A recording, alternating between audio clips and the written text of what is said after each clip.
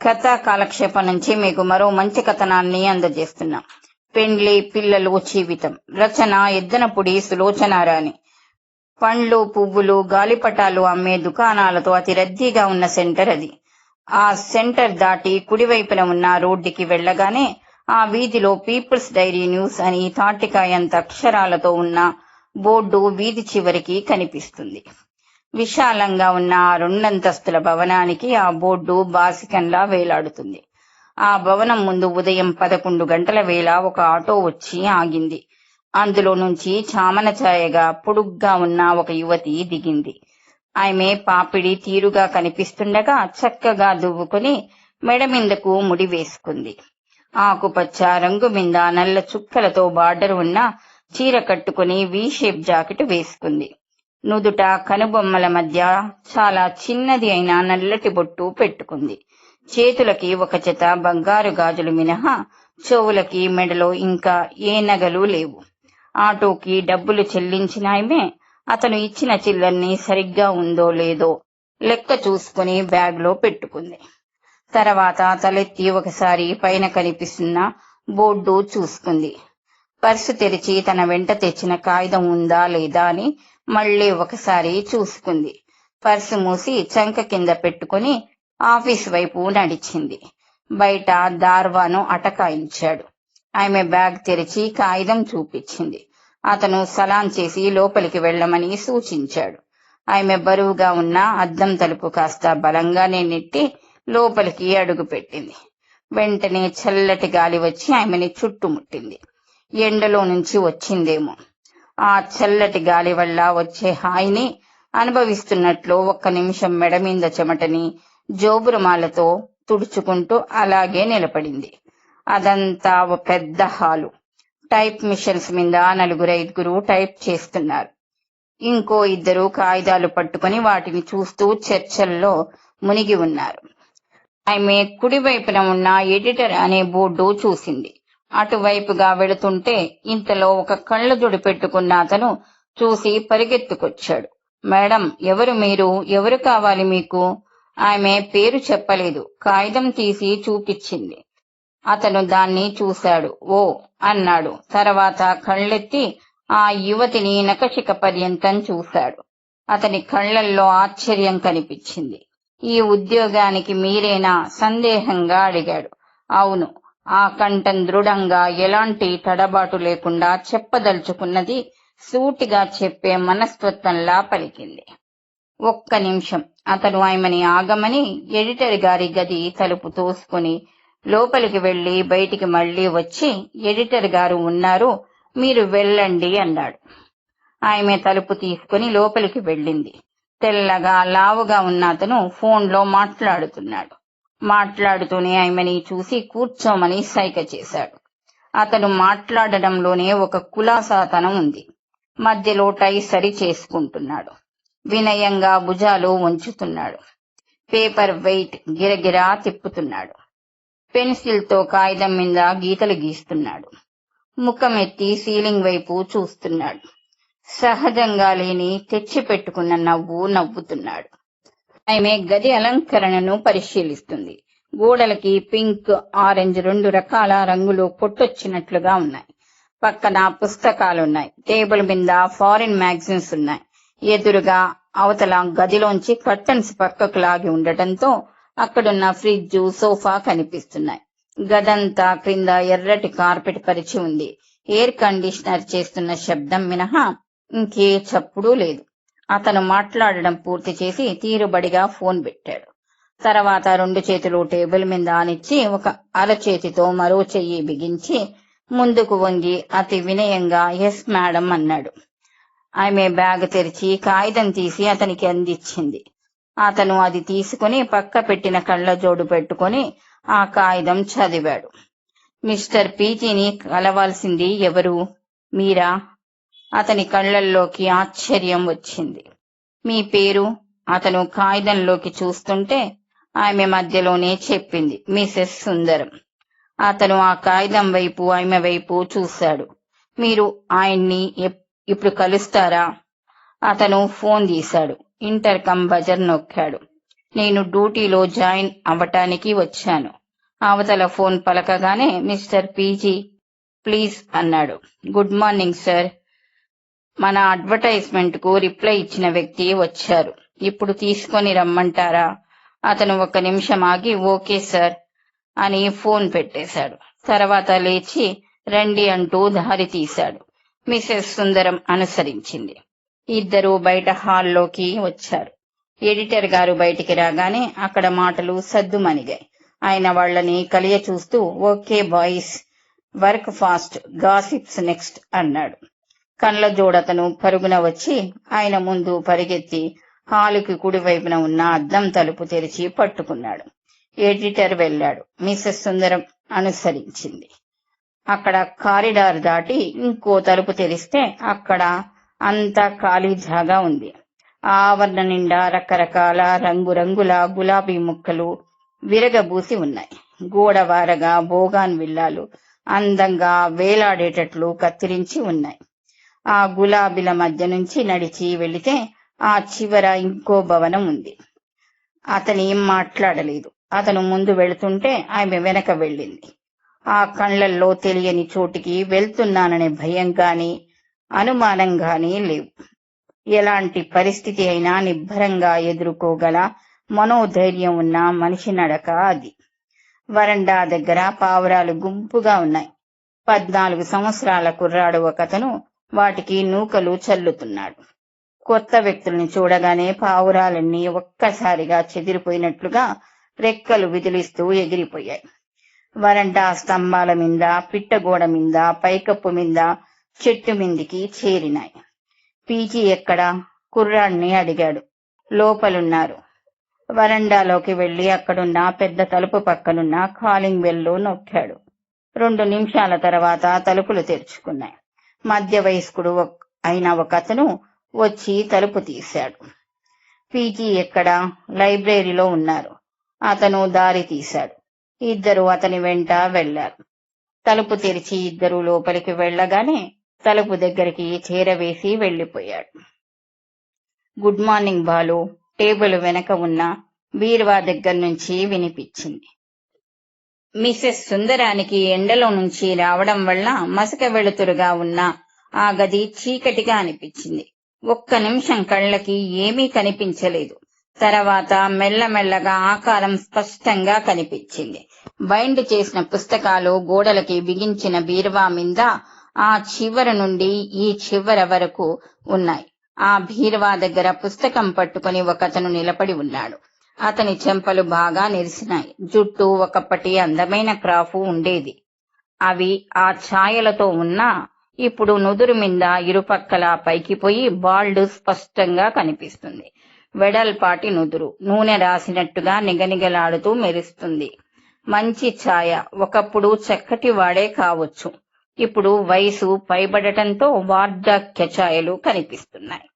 Sir, ఈమె మన advertisement కి జవాబు ఇచ్చి మనం ఓకే చేస్తే వచ్చిన వ్యక్తి, మిస్సెస్ సుందరం అంటూ చెప్పాడు. మిస్సెస్ సుందరం నమస్కారం చేసింది. అతను విష్ చేసినట్టు చెయ్యి నుదుటికి ఎత్తి దించాడు. కూర్చోమని ఆదేశించాడు. మిస్సెస్ సుందరం కూర్చుంది. కూర్చో బాలు, ఆయన కూర్చుంటూ అన్నాడు. ఆయన కూర్చున్న తర్వాత బాలు కూర్చున్నాడు. మిస్సెస్ సుందరం, మీరు ఈ ఉద్యోగానికి ఎందుకు వచ్చినట్లు? మీరు కేవలం జీతం కోసం రాలేదు. ఎందుకంటే మేము ఇచ్చే జీతం చాలా తక్కువ కాబట్టి. అవును, నేను జీతం కోసం రాలేదు. ఆ కంఠంలో స్పష్టత, సూటిదనం ఉన్నాయి. మరి దేనికోసం వచ్చానంటారు? ఆమె కాస్త ఆగి అంది.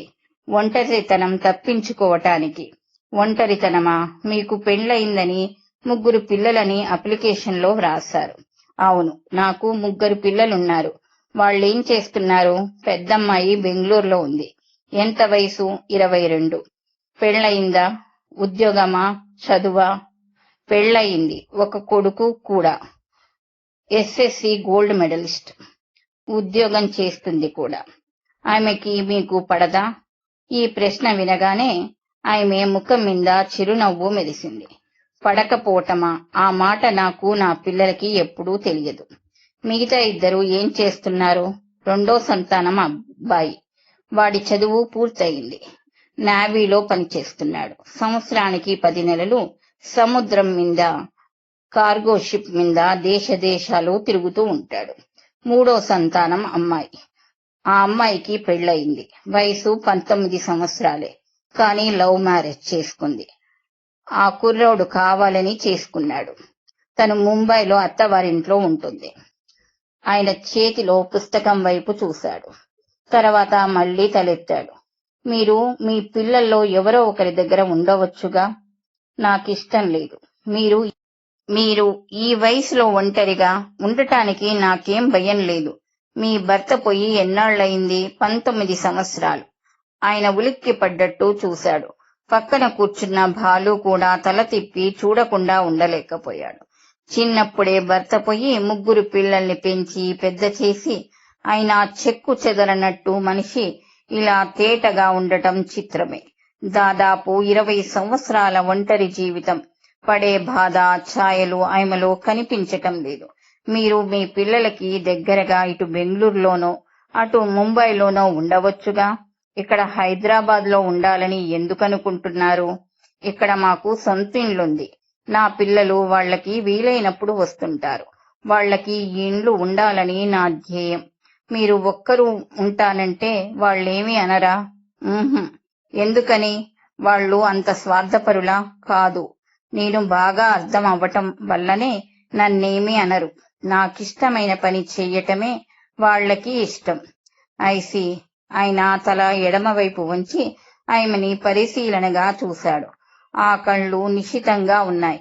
మిస్సెస్ సుందరం, మీరు ఈ ఉద్యోగం చేస్తే మీ ఒంటరితనం తీరుతుందని ఎలా అనుకుంటున్నారు? మీరు మా ప్రకటనలో చదివారు కదా. మిస్టర్ భార్గవ్ 80 సంవత్సరాల వృద్ధుడు, అనారోగ్యవంతుడు, నిద్రరాని మనిషి. అహర్నిశలు కనిపెట్టుకుని ఉండాలి. ఆయనకి సేవలు చెయ్యాలి. చాలా చాదస్తుడు. ఆయనకి ఎదురు చెప్పకూడదు. అదో రకం మనిషి. ఆయన ఒక్కొక్కటి పెద్ద పాయింట్ చెప్తుంటే బాలు ముఖం తిప్పుకొని కిటికీలోంచి బయటకు చూడసాగాడు. అతని పెదవులు మీద చిరునవ్వు దాక్కుంటుంది. మిస్సెస్ సుందరం అంది, అవన్నీ మీరు నాకు మళ్లీ చెప్పనవసరం లేదు. ఎడిటర్ గారు ఉత్తరంలో స్పష్టంగా అన్నీ రాశారు. నేను నా చేతనైనంత సహాయం చేయగలనని మీకు హామీ ఇస్తున్నాను. వృద్ధులని చూడటం, వారి చాదస్తాలతో వేగడం, వారు చిన్నపిల్లల్లా అలిగితే బతిమిలాడటం నాకు అలవాటే. ఎందుకంటే ఆమె కళ్లల్లో జ్ఞాపకాల దొంతర కదిలింది.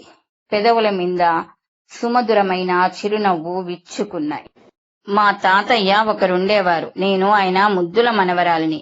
ఎడిటర్ గారు, మీరు రాసిన ఉత్తరం చదువుతుంటే నాకు మా తాతయ్య గుర్తుకు వచ్చారు. మా అమ్మమ్మ కూడా ఉండేది. మహాగయ్యాలి. నోరు పెద్దది కాని మనసు మరీ మెత్తన. అలాంటి పెద్దవాళ్లతో సందడిగా ఉంటుంది. అందుకే నేను ఈ ఉద్యోగానికి వచ్చాను. మిస్టర్ భార్గవ్ వృద్ధుడు, నేను ఒంటరిదాన్ని. ఆయనకి ఆలనా పాలనా చూసేవాళ్లు కావాలి.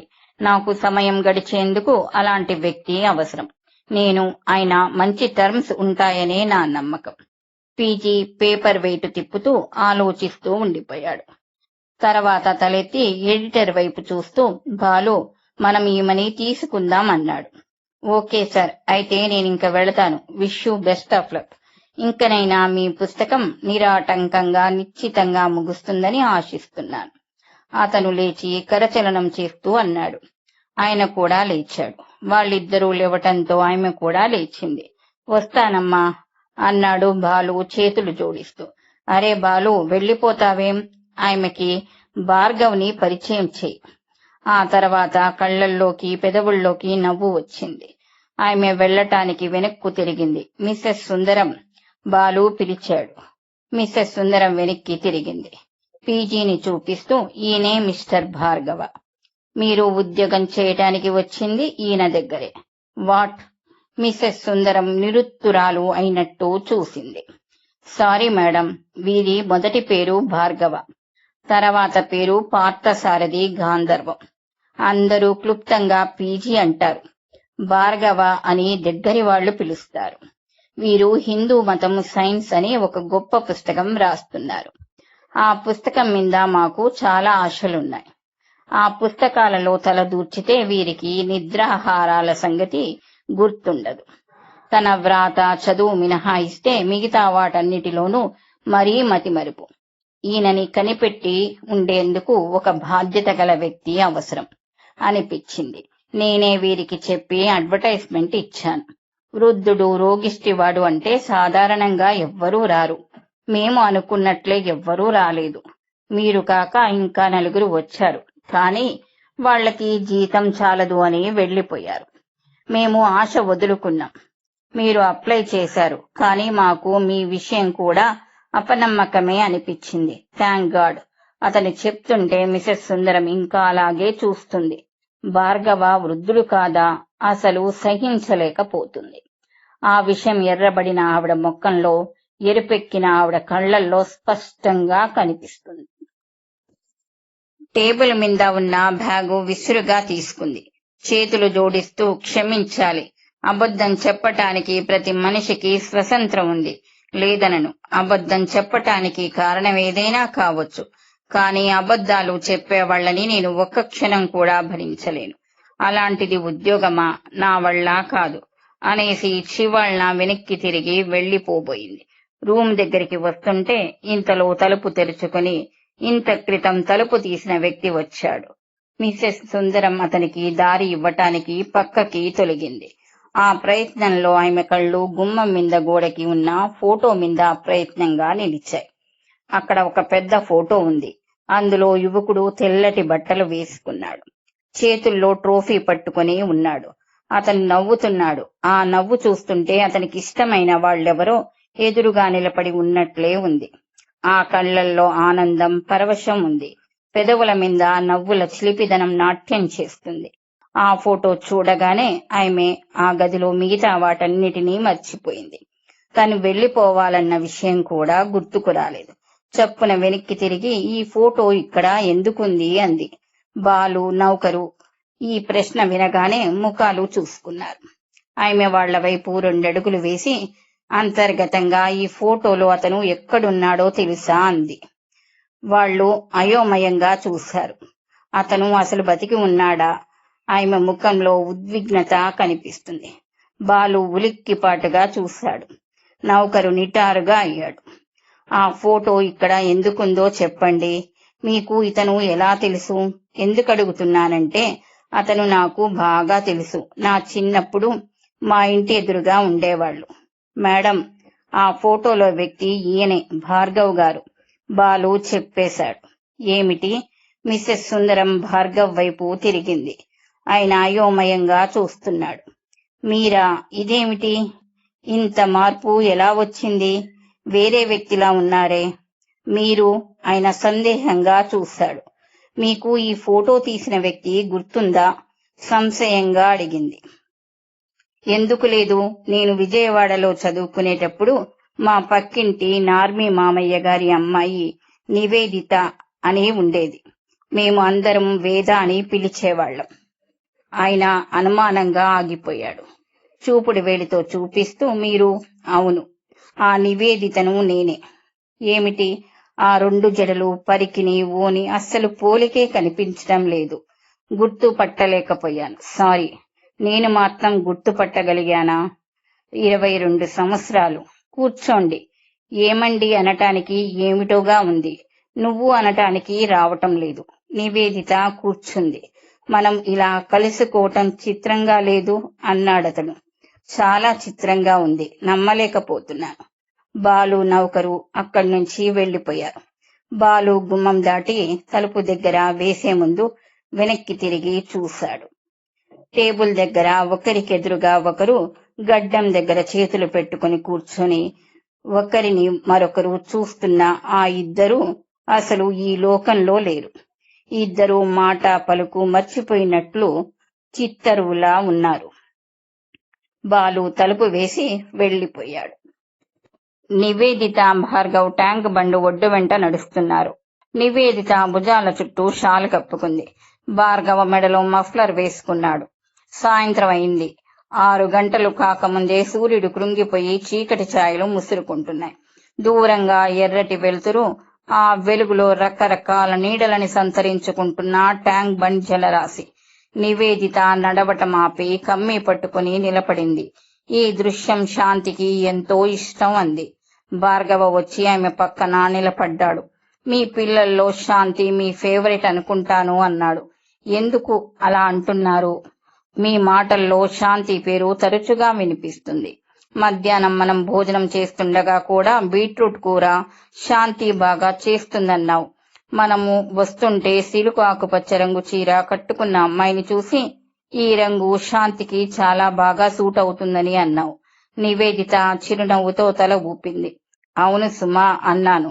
మీకు బోరు కొడుతుందా? అతను వెంటనే లేదన్నట్లు తలూపలేదు. ఏం బోరు కొడుతుందా మళ్ళీ అడిగింది. మరి బాధగా ఉంది. నివేదిత అతని వైపు తల తిప్పింది. బాధగా ఉందా? ఎందుకు? ఆ కళ్లల్లో ఆశ్చర్యం తొంగి చూస్తుంది. అతను ట్యాంక్ బండిని నీళ్ల వైపు చూస్తుంటే నాకేమిటో గత జీవితం నేను గడిపినదంతా ఒట్టి డొల్లా, ఇందులో ఏమీ లేదు అనిపిస్తుంది. నివేదిత కుడి చెయ్యి గుండెల మీద అనిచ్చుకుంది. బాబ్, నువ్వు పొందిన పేరు, వచ్చిన అవార్డ్స్, తిరిగిన దేశాలు, వ్రాసిన పుస్తకాలు, డాక్టర్ భార్గవ అంటే ఎంత పేరో.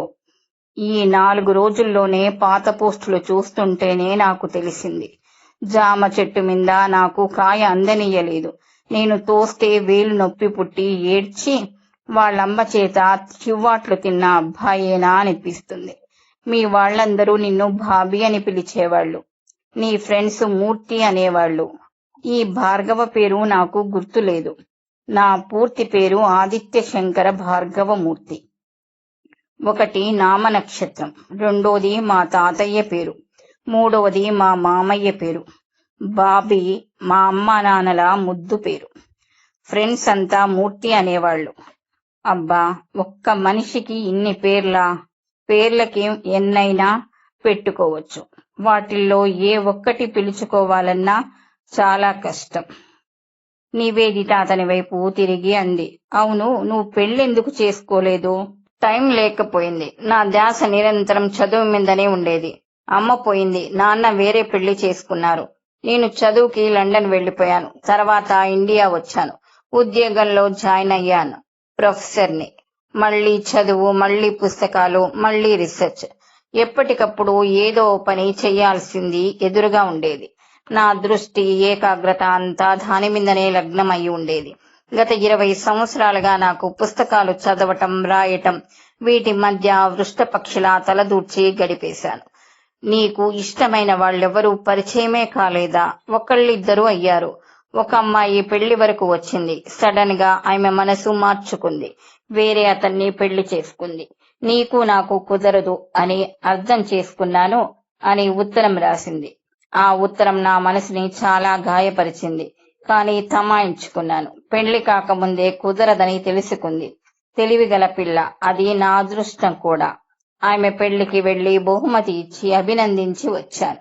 తర్వాత నా క్లాస్మేట్ భావన అని ఒక అమ్మాయి లెక్చరర్ గా పనిచేస్తుంది. ఇద్దరం కలిసి కొన్నాళ్లు తిరిగాం. బాగానే ఉంది. నేను ఆ అమ్మాయిని పెళ్లి చేసుకోవటానికి వాళ్ళ అమ్మా నాన్నల్ని వెళ్లి అడిగాను. వాళ్ళు మా అమ్మాయి ఇష్టం అన్నారు. భావనని అడిగాను. భావన ఎందుకో గాని నా మాటే వినలేదు. ఒకటే మండిపడుతున్నట్టు చూసింది. అసలు నేను వెళ్లగానే చిటపటలాడిపోయింది. నౌకరి మీద పెద్దగా అరవసాగింది.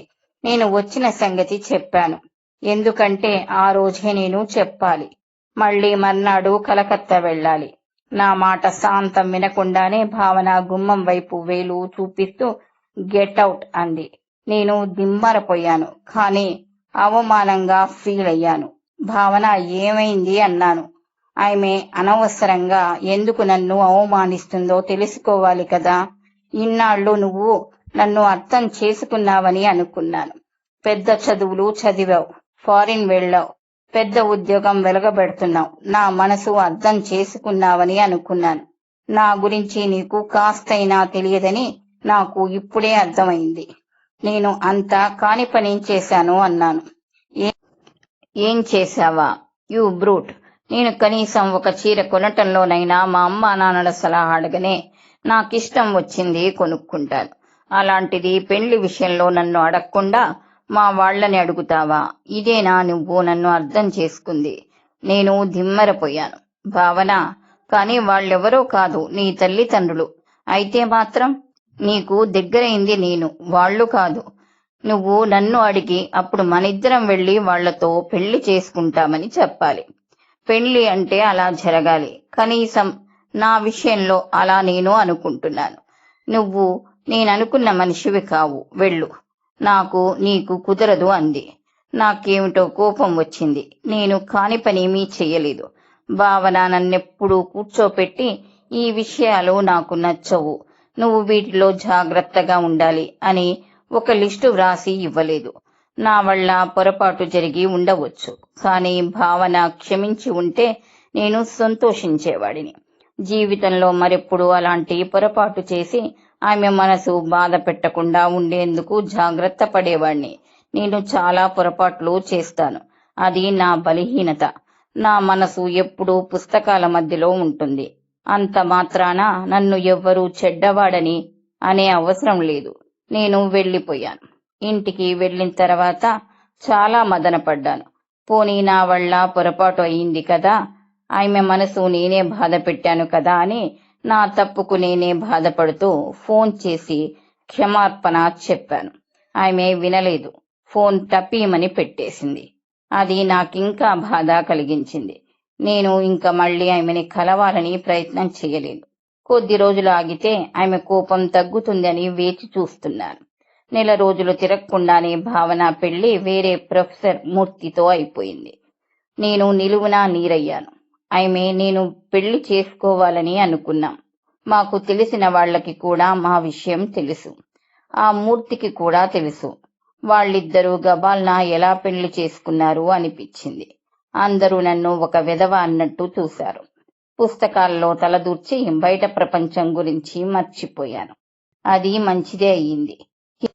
హిందూ మతము మామూలు మనిషి అన్న విషయంలో నేను వ్రాసిన వ్యాసానికి అపూర్వమైన ఆదరణ లభించింది. కంచి సాముల వారు నన్ను పిలిపించి వారం రోజులు ఆశ్రమంలో ఉండమన్నారు. ఆ వ్యాసం జర్మనీ, రష్యన్ భాషల్లోకి కూడా అనువదించారు. దానికి మళ్లీ అవార్డ్స్, మళ్లీ జీవితంలో పరుగు. 1 సంవత్సరం తర్వాత మళ్లీ స్థిమితం ఏర్పడింది. ఇంకా నేను జీవితంలో పెళ్లి అనేది తలపెట్టకూడదని అనుకున్నాను. అసలే తగ్గు స్థాయిలో గంభీరంగా ఉండే అతని కంఠం ఇంకా తగ్గు స్థాయిలోకి దిగిపోయింది. నివేదిత చెయ్యి అతని చేతి మీద ఆనింది. బాబీ, నువ్వు మాలాంటి మామూలు మనిషివి కావు. నీ వల్ల ఈ సంఘానికి ఓ గొప్ప ఉపయోగం ఉంది. అందుకే నీకు మామూలు జీవితం దొరకలేదేమో అంది. నేను కూడా అలాగే అనుకుంటున్నాను అన్నాడతను. చీకటి పడింది, వెళతాను అంది నివేదిత. పద అన్నాడతను. భార్గవ కారులో దింపి వెళ్లిపోయాడు. నివేదిత తాళం తీసుకుని లోపలికి వచ్చి లైట్ వేసింది. ఎదురుగా మంచం పక్కన 3 పిల్లల ఫోటోలు ఉన్నాయి. నివేదిత కళ్ళు ఒక్క క్షణం ఆ ఫోటోల వైపు తదేకంగా చూసింది. పెద్ద పిల్ల ప్రశాంతిలో తండ్రి పోలిక, కొడుకు ఆనంద్లో తన పోలికలు బాగా ఉన్నాయి.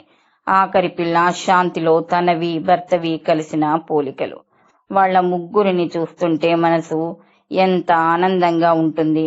ఈ ప్రపంచంలో తనకి అపారమైన ధనరాశులు, అమోఘమైన కీర్తి ప్రతిష్టలు ఉన్నంత ఆనందంగా, తృప్తిగా, గర్వంగా అనిపిస్తుంది. నివేదిత ముఖం మీద మనోహరమైన చిరునవ్వు, కళ్లల్లో ఆనంద కాంతులు. మంచం దగ్గరికి తాళం చెవులు పెట్టడానికి వచ్చింది. అక్కడ ఒక కవరు కనిపించింది. వెంటనే అది తీసుకుని చూసింది. బెంగళూరు నుంచి ప్రశాంతి వ్రాసింది.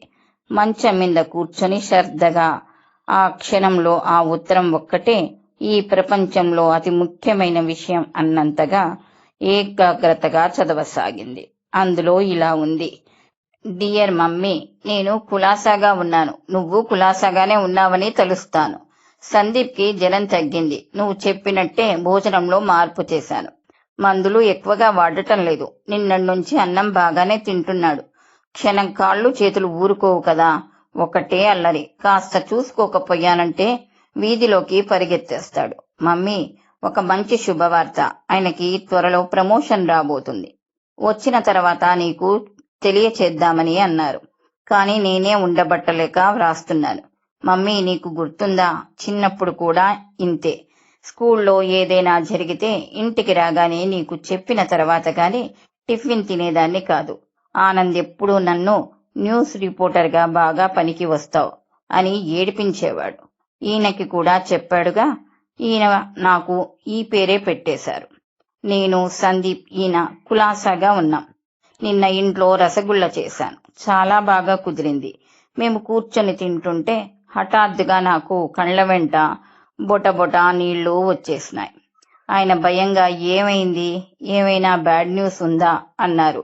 కాదు, నాకు మమ్మీ గుర్తుకు వచ్చింది. నా దగ్గర ఉంటే తను కూడా తినేది కదా అన్నాను. ఓ సదా, అవునవును, మీ మమ్మీ ఉంటే బాగుండేది. మొన్న నువ్వు నేను పోట్లాడుకుని కొట్టుకున్నామే, అప్పుడు ఆవిడ ఉంటే ఎలా ఉండేది అన్నాడు. నాకు నిజమే అనిపించింది. పోట్లాట అంటే భయపడకు మమ్మీ, దాని గురించి మళ్ళీ ఏదో ఆలోచించేవు సుమా. ఆయన ఆదివారం ఇంట్లో ఉంటానని, ఎక్కడికి వెళ్ళనని, నన్ను జూకి తీసుకెళ్తానని అన్నారు. ప్రొద్దుట భోజనం చేసి వెళ్లి ఇంకా రాత్రి 9 గంటల వరకు రాలేదు. నాకు ఒళ్ళు మండిపోయింది. బాగా దెబ్బలాడాను. మీకు ఇంకా భార్యా పిల్లలు ఎందుకు, స్నేహితులతోనే కాపురం ఉండండి అన్నాను. నా సంగతి నీకు తెలుసుగా. కోపం తాటాకు మంటలా బుస్సున వస్తుంది, మళ్ళీ అంతలోనే తగ్గిపోతుంది. ఆయన నన్ను బతిమిలాడారు. తనే అన్నం కలిపి తినిపించారు. నా కోపం పోయింది. మర్నాడు సెలవు పెట్టి జూకి తీసుకెళ్లారు. మమ్మీ, ఓసారి నేను ఇలా నా కుటుంబంతో ఆనందంగా గడుపుతుంటే నాకు నేనే చాలా స్వార్థపరురాలిలా, దోషిగా అనిపిస్తాను. నేనిక్కడ ఎంతో సంతోషంగా ఉన్నాను. అక్కడ అమ్మ ఒక్కతే ఎలా ఉందో ఏమిటో అనిపిస్తుంది. నాకు ఏడుపు వచ్చేస్తుంది. ఈయన కూడా అంటున్నారు, మనం హైదరాబాద్లో ఏదైనా ఉద్యోగం చూసుకొని ఆవిడ దగ్గర ఉంటే బాగుంటుంది అని. ఇది ఆయనకి కలిగిన అభిప్రాయం. అమ్మా, ఆయనకి కూడా నువ్వంటే ఎంతో ఇష్టం తెలుసా. అందరి తల్లుళ్ళు మీ అమ్మలా ఉంటే ఈ లోకంలో పిల్లలకి తల్లిదండ్రులకి మధ్య పోట్లాటలు అనేవే రావు అంటారు. సంక్రాంతి పండగ వస్తుందిగా, ఒక వారం రోజులు నా దగ్గరకు వచ్చి ఉండమ్మా. నా చేతులతో నీకు అన్నం వండి పెట్టాలని ఎంతగానో అనిపిస్తుంది. చిన్నప్పటి నుంచి మా కోసం నువ్వు ఎంత కష్టపడ్డావో. ఇప్పుడైనా సుఖంగా ఉండమ్మా. తమ్ముడు ఎలాగో దూరంగా ఉన్నాడు. నువ్వు నా దగ్గర, చెల్లెలి దగ్గర చేరి 6 నెలలు ఉండమ్మా. నా ఈ మాట కాస్త విను. అదిగో సందీప్ కాగితాలు లాగేస్తున్నాడు. వద్దని దూరంగా తోసి రాకాసిలా ఏడుస్తున్నాడు. చిన్నప్పుడు నేను ఇలా ఏడ్చేదాన్నా అమ్మా. ఇంకా ఉంటాను. శాంతికి ఫ్యాషన్ పిచ్చిగా, వాళ్ళాయనకి కూడా ఇష్టమేనట. అందుకని ఒక బ్యూటీ సెలూన్ పెట్టుకుంటారట. వాళ్ళత్తగారు ఏమంటుందో అని భయంగా ఉందట. నేను వెళ్ళి చూస్తానుగా. వాళ్ళ ప్రపంచం వేరు. మన శాంతికి ఆ వాతావరణానికి సరిపోయింది. చిన్నప్పటి నుంచి దానికి జడలు రకరకాలుగా వేసుకోవటం, రకరకాలుగా అలంకరించుకోవటం అలవాటుగా దాని మన ప్రవృత్తికి సరిపోయింది. దాని అదృష్టం. అతను మంచివాడు. ఇది అతన్ని ఒకటే ఏడిపిస్తూ ఉంటుంది. ఆనంద్ నిన్న వాళ్ళ బావగారికి ఒక తెలిసిన వ్యక్తుంటే వాచి పంపాడు. చాలా బాగుంది. అమ్మా, మేమంతా ఆనందంగా ఉన్నాం. నువ్వు కూడా ఆనందంగా ఉండాలి. అప్పుడే మాకు పూర్తి సంతోషం. నువ్వు హైదరాబాద్లో అలా ఒక్కదానివి ఉంటుంటే మాకేం సంతోషం లేదు. నువ్వు ఇక్కడకు వచ్చి ఉండకపోతే మేమే అక్కడికి వచ్చేస్తాం. నువ్వు నీ నిర్ణయం ఏమిటో ఆలోచించుకుని వ్రాయ్. సందీప్ ముద్దులు, ఆయన నమస్కారాలు అందజేస్తున్నాను. మమ్మీ, నువ్వు మా కోసం ఎంత కష్టపడ్డావో నాకు తెలుసు. నీ కోసం మేము ఏమీ చెయ్యలేకపోతున్నామే అని నాకు చాలా బాధ ఉంది. ఉత్తరం రాయి మమ్మీ. ఇట్లు నీ ప్రశాంతి. ఉత్తరం చదవటం పూర్తి చేసేసరికి నివేదిత కనుకొనంలో నీళ్లు నిలిచాయి. ఆ ఉత్తరం ఎంత మధురంగా ఉంది. కన్నబిడ్డ తల్లి సుఖము క్షేమము కాంక్షిస్తూ వ్రాసిన ఉత్తరం కంటే మధురమైనది ఏ తల్లి జీవితంలోనైనా ఇంకేముంటుంది. ఇంకా ఉంది వచ్చే వీడియోలో.